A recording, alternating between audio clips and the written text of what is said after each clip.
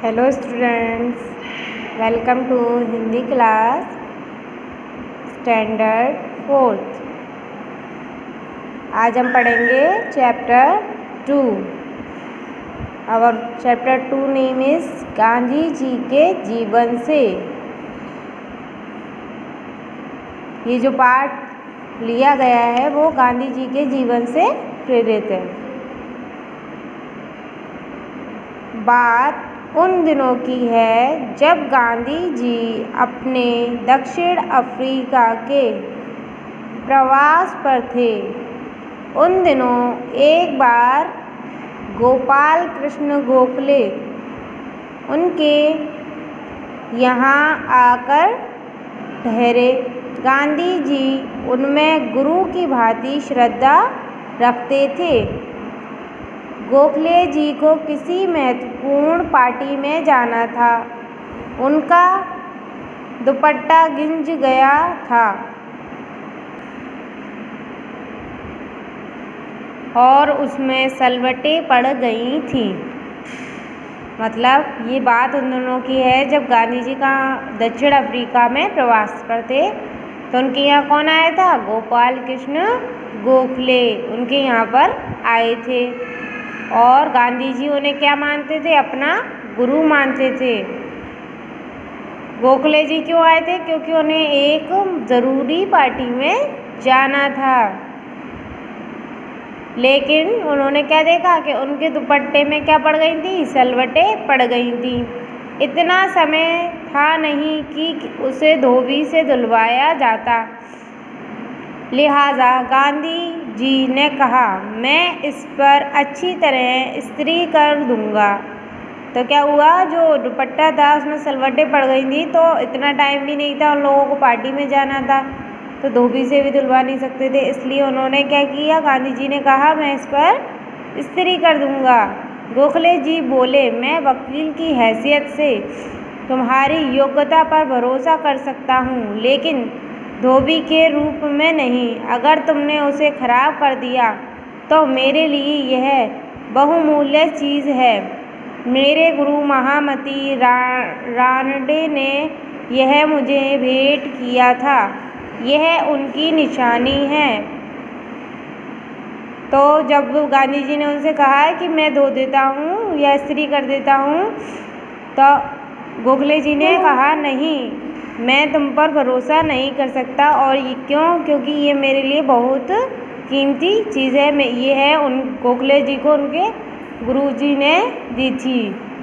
परंतु गांधी जी ने आग्रह किया और दुपट्टे पर इस्त्री कर दी। लेकिन गांधी जी ने फिर से आग्रह किया और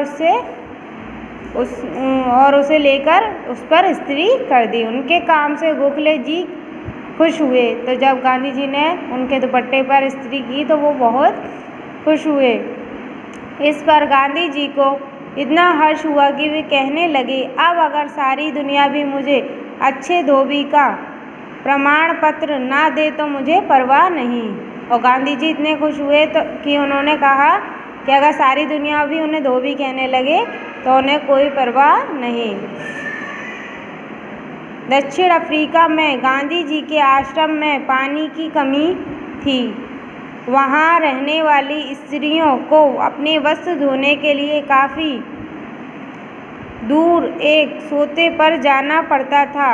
गांधी जी इसमें उनकी मदद करते थे। खादी उत्पादन के आरंभिक दिनों में हथकरघे पर जो साड़ियाँ बुनी जाती थीं वे बहुत मोटी और भारी हुआ करती थीं। आश्रम की स्त्रियाँ उन साड़ियों को पहनने के लिए राज़ी हो गईं, परंतु जब उन्हें धोना पड़ता था तब वे बड़बड़ाती थीं। तो जहाँ पर गांधी जी का आश्रम था वहाँ पर जो स्त्रियाँ क्या करती थीं, वस्त्र धोने के लिए पानी नहीं होता था तो वो एक झरने से लेकर आती थी। पास में छोटी सी एक झरना था, वहाँ से गांधी जी उसमें उनकी मदद करते थे। तो खादी का उत्पादन के जो आरंभिक दिनों में हथकरघे पर जो साड़ियाँ बुनी जाती, यानी खादी की जो साड़ियाँ होती थी वो बहुत मोटी और भारी हुआ करती थी। तो जो आश्रम की स्त्रियां थीं उन्हें पहनने के लिए तैयार तो हो जाती थी, लेकिन बाद में जब उन्हें धोना पड़ता था तो वो क्या करती थी, बड़बड़ाती थी। इस पर गांधी जी ने उनसे कहा था, मैं इन साड़ियों को धो दिया करूँगा। तो गांधी जी ने क्या कहा कि मैं इन साड़ियों को धो दिया करूँगा। उन्हें दूसरों के कपड़े धोने में कोई शर्म या छोटापन नहीं लगता था। एक बार में एक धनी व्यक्ति ने यहाँ ठहरे। जब वे नहाने के लिए गुसलखाने में गए तो देखा कि गुसलखाने के फर्श पर एक सफ़ेद धोती पड़ी हुई थी। नहाने के बाद उन्होंने अपनी धोती के साथ उस धोती को भी धो डाला। इसके बाद वे गीले कपड़ों को धूप में सुखाने के लिए गए। तो गांधी जी जब एक बार किसी धनी यानी अमीर व्यक्ति के यहाँ गए तो उन्होंने गुसलखाने में क्या देखा, एक धोती पड़ी हुई देखी। तो जब उन्होंने अपनी धोती धोई तो उसके साथ वो धोती भी धो डाली और उसके बाद उन कपड़ों को धूप में सुखाने के लिए डाल दिया। गांधी जी कपड़ों को धूप में सुखाने पर जोर देते थे क्योंकि इससे एक तो वे और अधिक उजले दिखाई पड़ते थे और दूसरे धूप से जीवाणु भी मर जाते हैं। गांधी जी को कपड़े फैलाते देखकर मेज़बान ने कहा, बापूजी यह आप क्या कर रहे हैं? गांधी जी ने कहा, क्यों, इसमें क्या बुराई है? फर्श पर पड़ी पड़ी साफ धोती गंदी हो गई थी, इसलिए मैंने उसे धो डाला। मैं सफाई के लिए कोई भी काम करने में नहीं शर्माता। इस पर गांधी जी तो नहीं अपितु उनके मेज़बान बहुत शर्मिंदा हुए। मतलब गांधी जी क्या करते थे, कपड़ों को धूप में सुखाना अच्छा मानते थे क्योंकि उनका मानना था कि धूप में सुखाने से कपड़े कैसे हो जाते हैं, उजले और जीवाणु रहित हो जाते हैं। तो जब जिसके यहाँ वो गए थे उसने गांधी जी को जो कपड़े फैलाते हुए देखा तो उन्होंने कहा, ये आप क्या कर रहे हैं? तो गांधी जी ने कहा, मैं कुछ नहीं कर रहा हूँ, मुझे कपड़े मतलब पड़े हुए थे तो मैंने धो दिए, इसमें कोई शर्म की बात थोड़ी नहीं है। तो गांधी जी को कपड़े धोने में शर्म नहीं आई, लेकिन जिसके यहाँ वो गए थे उनको बहुत शर्मिंदा होना पड़ा। जेल में अपनी वृद्धावस्था में भी गांधी जी कभी कभी अपनी धोती, अंगोछा और रुमाल स्वयं ही धो डालते थे और अपने साथियों का काम हल्का कर देते थे। यानी जब उनका अंतिम वृद्धावस्था में जब वो जेल गए थे तो वो जेल में भी क्या करते थे, अपनी धोती, अंगोछा और रुमाल खुद ही धोते थे और अपने साथियों का काम हल्का कर देते थे। आगा खां महल में कस्तूरबा की अंतिम बीमारी के समय गांधी जी उनके प्रयोग के लिए किए हुए रुमालों को धोया करते थे।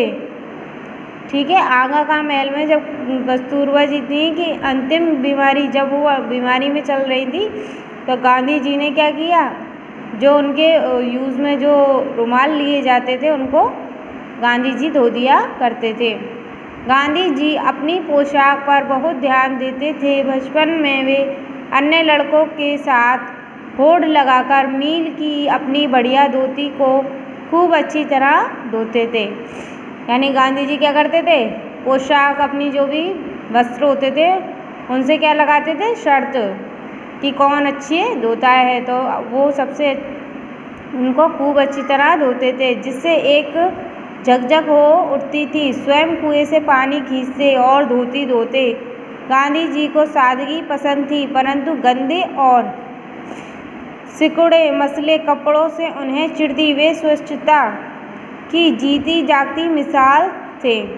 मतलब गांधी जी को ये नहीं कि बहुत बढ़िया कपड़े होने चाहिए और डिज़ाइन वाले होने चाहिए, लेकिन उनका मतलब क्या था, उनको सादगी तो पसंद थी लेकिन साफ सुथरे। एक दिन गांधी जी बाल कटवाने के लिए नाई की दुकान पर गए। गोरे नाई ने पूछा, क्या चाहते हो? मतलब गांधी जी बाल कटवाने गए तो नाई ने पूछा, क्या करवाना चाहते हो? तो गांधी जी ने जवाब दिया, मैं बाल कटवाना चाहता हूँ। गांधी जी ने कहा, खेद है, मैं तुम्हारे बाल नहीं काट सकता। यदि मैं किसी काले आदमी के बाल काटूंगा तो मेरे सब ग्राहक छूट जाएंगे। इस अपमान से गांधी जी मर्माहत हो उठे।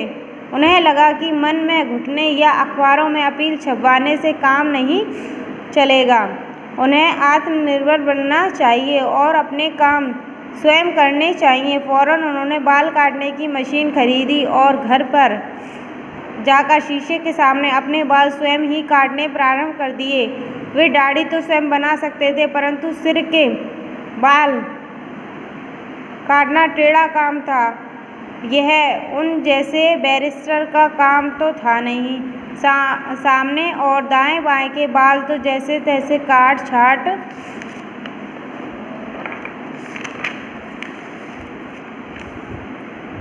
लिए, परंतु पीछे के बाल बिगड़ गए। उनके बाल विचित्र ढंग से कटे देखकर उनके मित्र बहुत हंसे। मतलब एक दिन जब गांधी जी बाल कटवाने गए तो वहाँ के नाई ने क्या बोल दिया कि मैं काले लोगों के बाल नहीं काटता हूँ। तो गांधी जी को यह बात बहुत बुरी लगी। उन्होंने सोचा कि अखबारों में गोरे और कालों के खिलाफ अपील डालने से कुछ नहीं होगा, हमें आत्मनिर्भर बनना चाहिए। इसलिए उन्होंने क्या किया, खुद ही मशीन लाए बाल काटने की और अपने आप बाल काट लिए। तो उन्होंने दाएं बाएं से तो बाल काट लिए, लेकिन बीच में रह गए। तो इससे उनके बाल क्या हो गए थे, बिगड़ गए थे और अजीब ढंग से कटे हुए लग रहे थे, जिसके कारण उनके मित्र उन्हें देखकर हंसने लगे। एक ने मजाक में पूछा,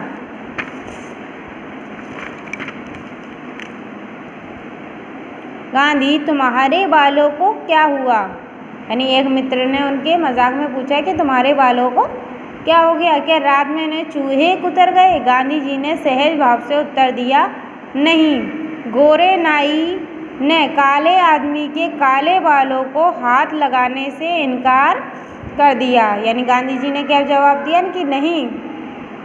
एक गोरे नाई ने क्या कर दिया, उनके काले आदमी के काले बालों को हाथ लगाने से इनकार कर दिया। इसलिए मैंने तय किया कि चाहे कितनी ही खराब हो जाएं, मैं अपने बाल स्वयं काटूंगा। मतलब चाहे भले कितने भी बेकार लगें, लेकिन अपने बाल मैं खुद काट दूंगा। एक बार खादी प्रचार के दौरान उन्होंने इच्छा प्रकट की कि कोई खादी पहनने वाला नाई उनकी हजामत बनाए। यानी खादी प्रचार, यानी खादी की जो वस्त्र बनाते थे उसका प्रचार करते समय उन्होंने क्या कहा कि जो भी नाई खादी पहनता होगा वो उनकी हजामत यानी दाढ़ी बनाए। ऐसे नाई की खोज में स्वयं सेवक लोग इधर उधर भाग दौड़ करने लगे। गांधी जी ने स्वयं सेवकों से कहा, हमें धोबियों और नाइयों को भी स्वदेशी का व्रत लेने को प्रेरित करना होगा। इसी प्रकार उड़ीसा में एक बार गांधी जी ने एक नाई बुलाया। तब गांधी जी ने क्या किया, गांधी जी ने अपने स्वयंसेवकों से कहा कि हमें सभी धोबियों को और नाइयों को भी क्या करना चाहिए, खादी यानी स्वदेशी मतलब खुद के देश के वस्त्र पहनने का व्रत लेना चाहिए, शपथ दिलवानी चाहिए। इसी प्रकार जब उड़ीसा में एक बार गांधी जी ने एक नाई बुलाया, उन्होंने देखा कि एक स्त्री लोखर लिए चली आ रही थी। उनके कानों में भारी झुमके, नाक में नथ, गले में हंसुली, पैरों में कड़े और हाथों में चूड़ियाँ थीं। यह देखकर गांधी जी बोले, अच्छा तो तुम मेरी हजामत बनाओगी? उसने मुस्कुराकर गर्दन हिलाई और अपना उस्तरा तेज करने लगी। गांधी जी ने फिर पूछा, तुम ये भारी गहने क्यों पहने हुए हो? इनसे तुम्हारी अपनी सुंदरता नहीं बढ़ती, ये भद्दे और मैले हैं। आंखों में आंसू भरकर वह स्त्री बोली, आप जानते हैं मैं उन्हें उधार मांगकर लाई हूँ। आप जैसे बड़े आदमी के सामने मैं बिना अच्छे गहने कपड़े पहने कैसे आ सकती थी? गांधी जी की दाढ़ी और बाल बनाने के बाद उसने अपना मेहनताना गांधी जी के चरणों पर चढ़ा दिया, झुककर उन्हें प्रणाम किया और वहाँ से चली गई। हाँ, तो गांधी जी ने क्या किया, एक बार उड़ीसा में थे जब उन्होंने एक नाई को बुलाया तो वहाँ से कौन आया, एक स्त्री आई जो क्या है नाई के औजार लेकर आई और उसके कानों में क्या झुमके थे, मतलब काफ़ी सारे गहने पहनी हुई थी। तो गांधी जी ने उससे पूछा कि क्या तुम मेरी हजामत बनाओगी? तो उसने मुस्कुराकर क्या निकाला, उस्तरा तेज करने लगी। और फिर गांधी जी ने पूछा कि तुम इतने गहने क्यों पहने हुए हो? ये सब कैसे हैं, भद्दे और मैले हैं। तो उसने उसकी आंखों में आंसू आ गए। उसने कहा कि मैं आपके सामने बिना कुछ पहने कैसे आ सकती थी, मतलब इतने बड़े आदमी हो आप, तो मैं उधार लेकर क्या है ये गहने और कपड़े पहनकर आई हूँ। फिर उसके बाद उसने जब गांधी जी की दाढ़ी बनाई और बाल बनाने के बाद जब गांधी जी ने उसे उसकी मेहनत के पैसे दिए, तो वो पैसे उसने क्या किए, गांधी जी के चरणों में चढ़ा दिए और झुककर प्रणाम करके वहाँ से चली गई।